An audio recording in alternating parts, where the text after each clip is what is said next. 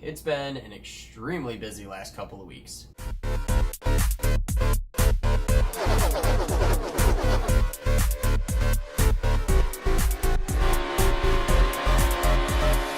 Welcome to NASCAR's Cooln, and let's just start off with the All-Star race from a couple weeks ago. I know that I missed it. I said that I would because I was a little busy getting married and all that kind of good stuff. I came home and there was 10 to 15 laps left to go or something like that. I was just in time to watch Kyle Busch do this.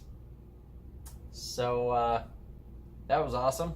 Just watching Kyle Busch just smack the wall and ruin all chances of winning the race. That was exactly what I wanted to see in that awesome new paint scheme that I was looking so forward to. So, awesome. Congrats, Kyle. Great job. Awesome day for Bubba Wallace. I mean, ultimately, he didn't really win anything or get anything, and I don't think that his team's any closer to winning any races. But for the morale boost, pretty cool to see him at least win the stage thing or whatever. As for Larson, it was really awesome to see him make it into the final race and then win the final race. So I was extremely happy to see that. He hasn't won in an extremely long time. The only thing about it, though, is it's not points paying, and this past week didn't really look like he had gained a lot. So I think that the new package helped him a little bit, as well as the shortened field and, you know, all those other types of things. But nonetheless, again, still cool to see Larson win. Speaking of the new aero package, or rather the hood duck thing or whatever the heck it was for the All-Star race, I went back and rewatched the race after the fact, and it was alright. It was fine.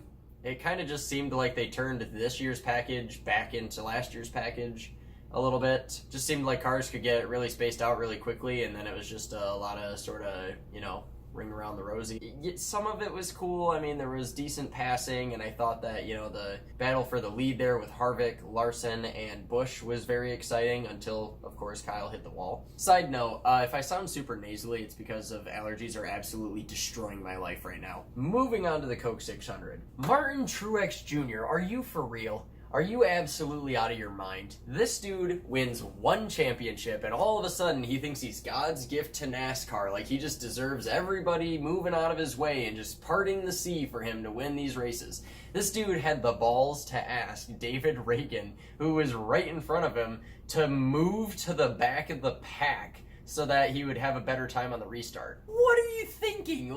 Oh yeah, he's just gonna go, oh yeah, I'm a competitor and I purposefully stayed out, I mean, granted, not necessarily because he was missing tires and all that kind of good stuff, but still, he stayed out and he had track position and there was not a lot of laps to go, and this new package has proven that if you're in the lead, whether you have no tires at all or, fresh tires, you might be able to actually win and lead the thing. So he was kind of taking a shot at it.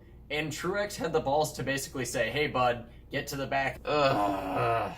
To be honest with you, I just can't stand watching the guy win. I really can't. It's like every time he wins, it's usually he just leads every lap, and it's the most boring and painful race I've ever had to sit through. Or he loses narrowly, and then he just whines and cries and complains and throws a huge fit after the race, and it's ridiculous. Now, of course, I know I'm going to get a ton of hate for being a Kyle Busch fan, and people are going to say, now wait a second, you want to talk about a big baby? Yeah, shut up, you're wrong. But the fact of the matter is, there's something about Martin Truex Jr. that I just find really slimy and unlikable. I just don't understand what his deal is. Anyways, Martin Truex Jr. pisses me off. I'm liking the guy less and less the more that I see him, and to be honest with you, I just hate basically every JGR driver other than Kyle Busch. Eric Jones, who are just kind of lame and I just don't know that I'll ever like. And Denny Hamlin, who's fairly unlikable. Martin Truex Jr., who's unlikable. And Kyle Busch, who most people will say is unlikable, but they're wrong. They're wrong. Anyways, not the point. Kyle Busch finishing third. Come on, dude. Whatever.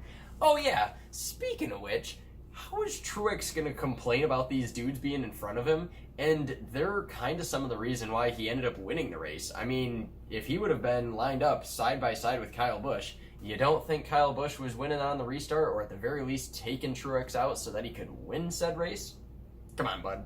So I feel like it actually helped him because Reagan and I think it was like Ryan Newman just gave Kyle the squeeze, and he was stuck 3 wide, in this sandwich, and they were kind of, hitting his fenders a little bit, and, Truex just kind of got him on the bottom or whatever. And then Logano got past, and it was just kind of a gross, disgusting last few laps to watch. I'm like, oh, good, 2 guys that I absolutely hate. Well, this is awesome. To be honest with you, I was just sort of praying that, like, Logano would do his thing and take out Truex, and maybe it would, like, crash them both, and then Kyle could kind of slip in there and win the race. But, oh well, instead we got the crap we got.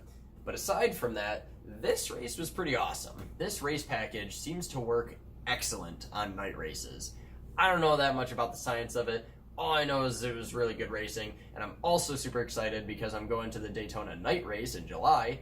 And if we see anything as awesome as this played out on a super speedway, we're in for some good stuff. And this past Talladega race was unbelievable, so it'll be really cool to see how the package behaves at Daytona. I was pretty impressed with this race. Last year, I was extremely happy because Kyle Busch won, but if I'm being honest, the race was a little bit unwatchable because he kind of just led the whole thing, and it wasn't even close. So, even though he didn't win this year, and even though a guy that I don't like won, this race was pretty cool. So I have to admit that. Also, Ricky Stenhouse Jr., speaking of people being stupid around Kyle Busch, this dude was going far too slow or something, and Kyle just decided to give him the boot and get him out of there. And Stenhouse made the stupid mistake of thinking, oh, I'm going to go get back at Kyle Busch because I'm an idiot. And, the results were spectacular because this idiot tried to overdrive a corner and literally dumped Kyle Busch, and all he did was whiff him and skate up into the wall, and he looked so dumb. It was awesome. Oh my God, Stenhouse, you're so stupid. Brad Keselowski really disappointed me. I was really excited to see him win the first 2 stages, and I was rooting him on, and I was really hoping he would win this thing. Towards the end there, I think in stage 3, he put on scuffs so that he could save tires, I think. And then ever since that point, he just kind of never recovered, and something happened where he, for some reason, got turned into the pit road. He kind of was coming off of 4, and then, something happened to where he ended up sideways, and just sort of ruined his whole race. I think he finished like 21st or something. So that's really kind of a bummer. Oh yeah, if you're not aware yet, I'm a really weird fan. For some reason I like Kyle Busch and Brad Keselowski, which is like basically unheard of. And also I like Chase Elliott and Kyle Larson, so sue me. Oh, what else do we got? Oh yeah, so when the Gen 7 car comes out, there's a lot of rumors that some other manufacturers are going to come to NASCAR. I don't really know where they're going to fit in or what top teams are going to suddenly just bail on their manufacturer at this point, but they were seen talking to Honda, so that's kind of interesting and kind of neat. I think that would be good for some of the teams in IndyCar that are also owned by NASCAR teams. There's some rumors of sort of double headers happening with NASCAR and IndyCar. Chip Ganassi already has Honda in IndyCar, so it would be kind of neat if they were the first team to get Honda in NASCAR.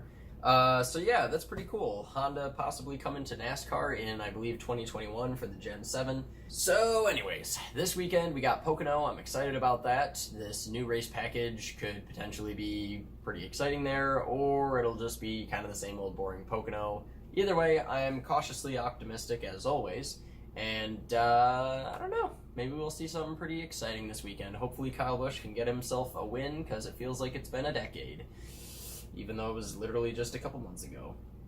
Anyways, have a good one, you guys, and I will see you very soon.